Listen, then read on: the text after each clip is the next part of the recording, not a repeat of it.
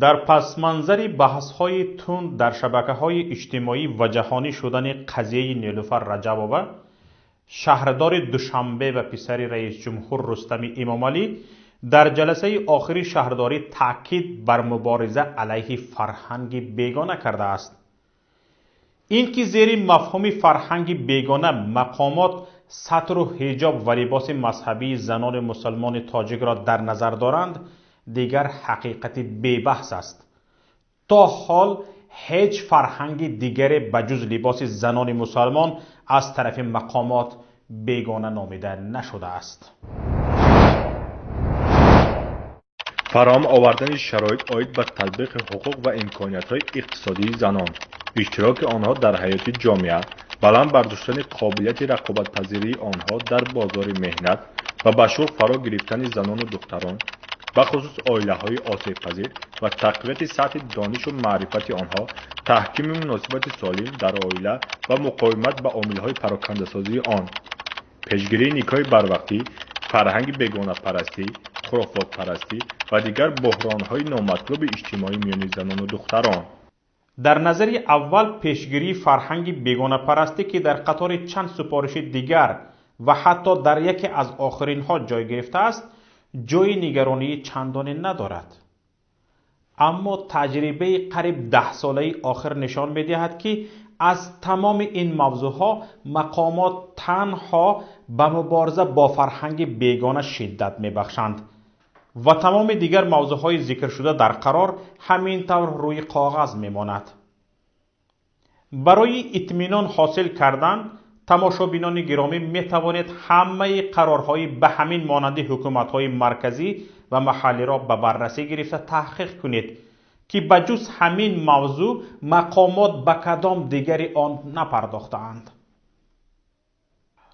با این قرارش رستم امامعلی ضمناً اعلان کرد که در صورت رسیدنش به قدرت که تقریباً شبهه نیست، سیاست پدرش را در قبال دین و مذهب ادامه خواهد داد و هیچ تغییراتی در این سمت وارد کردنی نیست. اما چرا شهردار دوشنبه در عرفه انتخابات به مسئله پرداخت که عیناً در همین شب روز داغ شده است و با سرعت به رسانه‌های بین المللی راه می‌یابد؟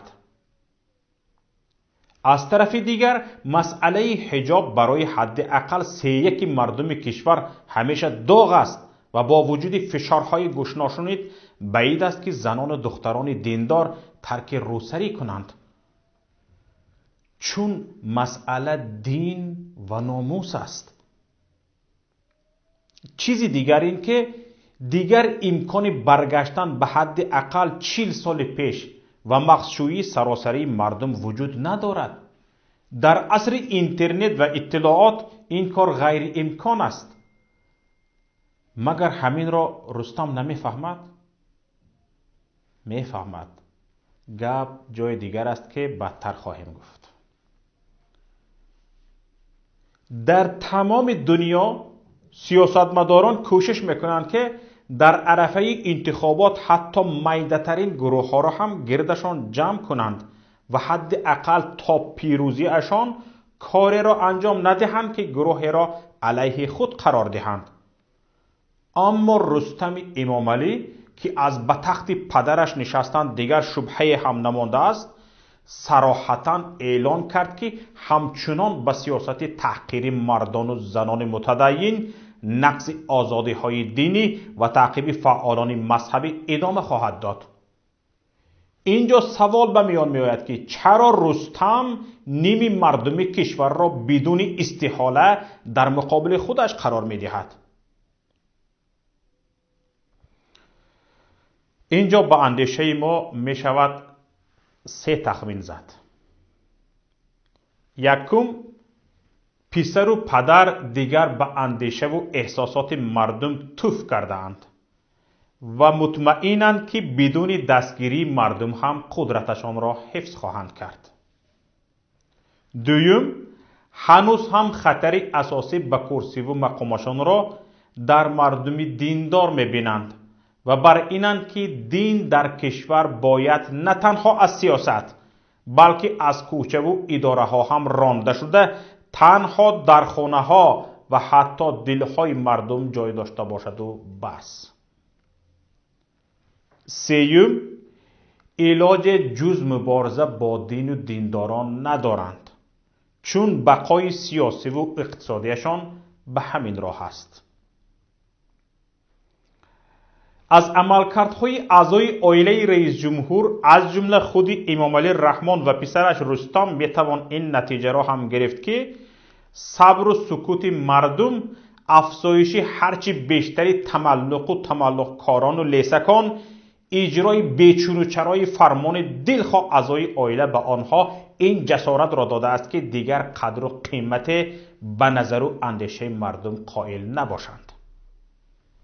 مطمئن گردند که دیگر هر کار انجام میدهند، هر ظلم بالای مردم تحمیل میکنند و هر قدر از بایگری های کشور را به خارج میبرند، کسی علیهشان قیام نخواهد کرد. قیام حرف نخواهند گفت.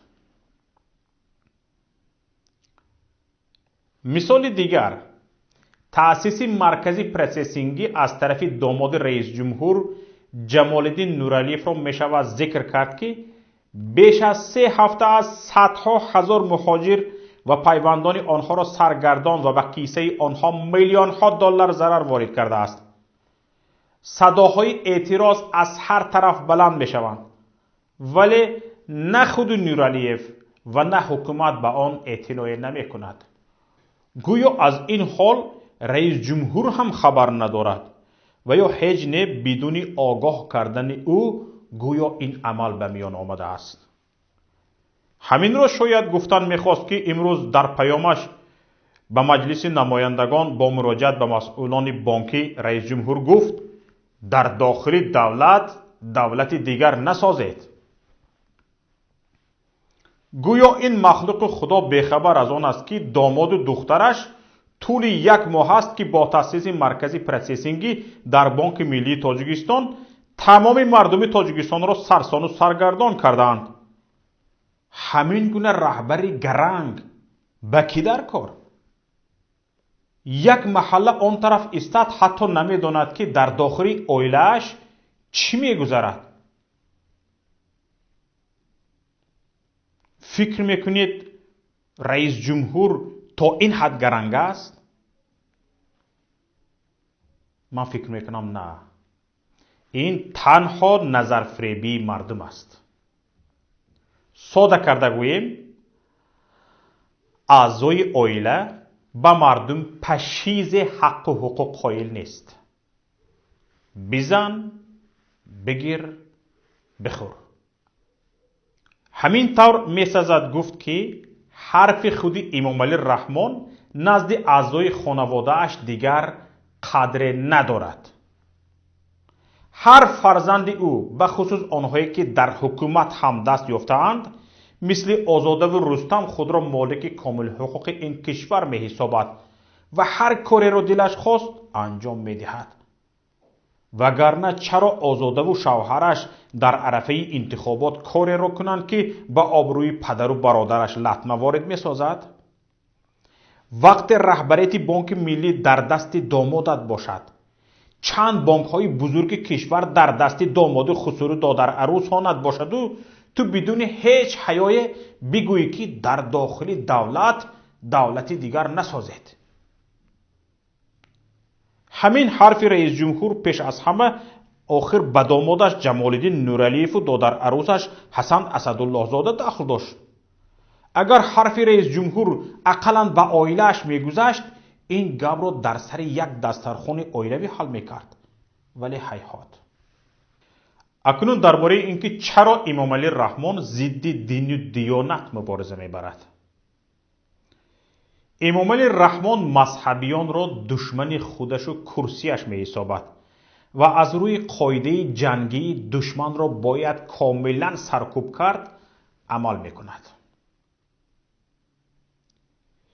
چیزی دیگر، او نسبت مذهبی ها کینه دارد. کینه. تجربه ها نشان دادند که امام علی رحمان بسیار کینه‌گیر است و سالها آن را در دلش نگاه می‌دارد و نمی‌تواند وجود آنها در جامعه را تحمل سازد.